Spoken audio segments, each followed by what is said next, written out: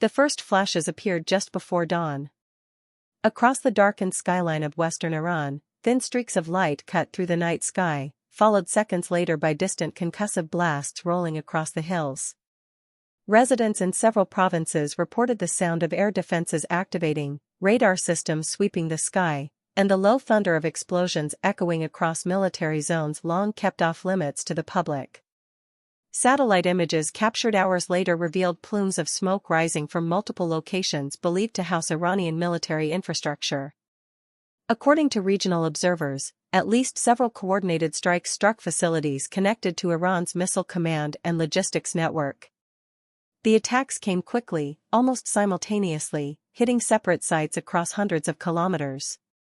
Iranian state television interrupted regular programming to confirm that explosions had occurred near sensitive defense installations, while emergency crews and military vehicles rushed through restricted compounds.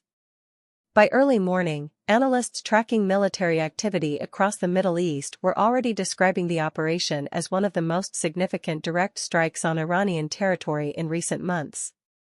What unfolded across these bases was not simply another exchange in a long-running shadow conflict. It was a visible escalation in one of the world's most volatile geopolitical confrontations. According to Israeli officials speaking through military channels and regional security sources, the strikes were part of a pre-planned operation targeting what Israeli authorities described as high-value military infrastructure tied to Iran's missile and drone programs. Israeli authorities stated that intelligence assessments had identified several Iranian facilities involved in the storage and coordination of long-range strike capabilities. According to Israeli defense sources cited by U.S. media outlets, precision-guided weapons were used to target command centers, logistical depots, and support facilities believed to assist Iran's regional proxy networks. Israeli authorities stated that the operation was designed to degrade Iran's ability to launch or coordinate missile strikes across the region. Military spokesmen indicated that the strikes focused on infrastructure rather than civilian areas, emphasizing that the goal was to disrupt operational capabilities rather than cause broad destruction. Israeli officials also framed the operation as a preventative move. According to statements released through Israeli defense channels, intelligence had suggested that Iranian forces were preparing additional deployments of missile systems capable of threatening Israeli territory and allied installations. Israeli authorities said the operation demonstrated their willingness to act preemptively against perceived strategic threats. At the same time, statements from U.S. political figures quickly added another dimension to the story. Former U.S. President Donald Trump warned that further attacks could follow if tensions continue escalating in the region. But the story quickly became far more complicated. Before we break down the strategic implications of these strikes and what they mean for the wider Middle East conflict, make sure you hit the like button and subscribe to the channel so you never miss the latest dramatic developments shaping global geopolitics. According to Iranian state media and statements from officials within Iran's defense establishment, the narrative surrounding the strikes looks very different from Tehran's perspective. Iranian authorities confirmed that several military facilities had been targeted but stated that the damage was limited and that Iran's air defense systems had intercepted portions of the incoming attack. Iranian officials said emergency response teams were deployed quickly to affected sites, and military personnel secured the locations shortly after the explosions. Iranian defense spokesman also emphasized that key operational capabilities remained intact. According to Iranian officials, the targeted installations were part of a broader distributed network of facilities, meaning that even successful strikes would not significantly weaken Iran's overall military readiness.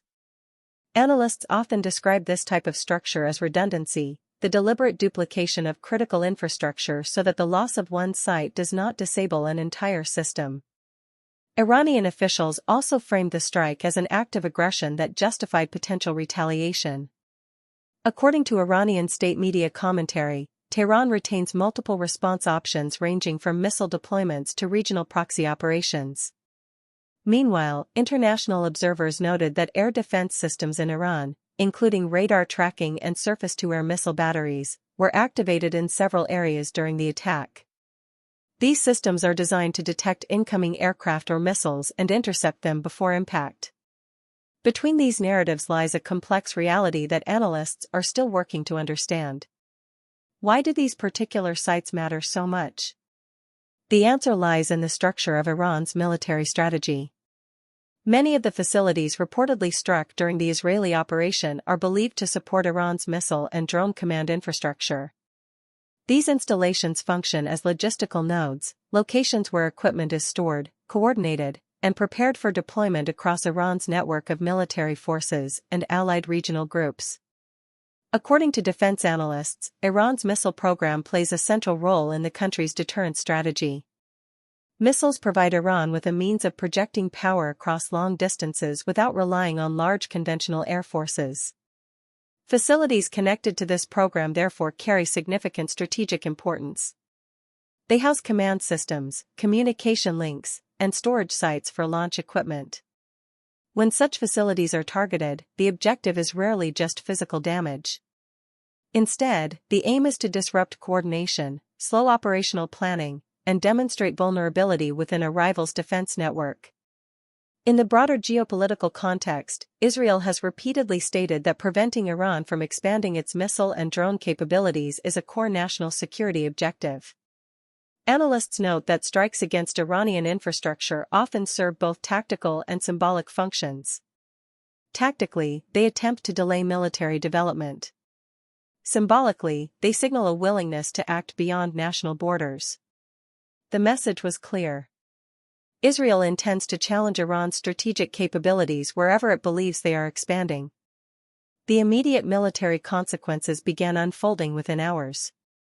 Iranian security forces increased alert levels across several provinces, while additional air defense units were reportedly repositioned around key military zones. Regional military monitoring groups observed heightened radar activity and increased aircraft patrols across parts of the Persian Gulf. That surge in defensive activity reflects a common pattern after cross-border strikes. Both sides attempt to prepare for potential follow-up operations. Regional governments also reacted quickly. Officials in several Gulf states issued statements urging restraint and warning that continued escalation could destabilize the wider Middle East.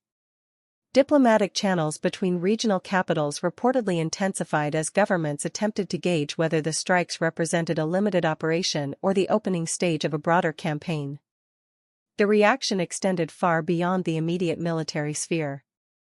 Energy markets began responding within hours as traders evaluated the possibility of disruption in one of the world's most important oil-producing regions. Oil prices rose. Shipping insurance costs climbed. Energy transport expenses surged. That spike in energy prices has consequences far beyond the Middle East. Higher oil costs influence transportation prices, manufacturing expenses, and global inflation levels. Diplomatic pressure soon followed. Officials from the United Nations and several European governments called for restraint and emphasized the risk of further escalation between Israel and Iran. Diplomatic channels often become the first line of containment in situations like this, where a localized strike could trigger wider retaliation. In the United States, the political reaction quickly entered the debate. Statements from American political figures highlighted divisions over how Washington should approach the expanding confrontation. Some voices called for stronger deterrence against Iran, while others warned that continued escalation could draw the United States deeper into another Middle Eastern conflict. Israel maintains that the strikes targeted legitimate military infrastructure connected to Iran's missile capabilities. Iranian officials maintain that the attacks were acts of aggression that violated national sovereignty and justified a response. These two narratives now stand in direct opposition. The broader reality is more complicated. Israel and Iran have spent years engaged in a shadow conflict that spans multiple regions and involves cyber operations, covert strikes, and proxy confrontations. Each incident adds pressure to an already fragile balance. Analysts frequently note that these confrontations rarely escalate all at once. Instead, they unfold through a series of calculated moves, responses, and signals. The strikes on Iranian military sites represent another step in that pattern. Military planners, diplomats, and intelligence agencies across the world are now closely watching the next moves from both sides.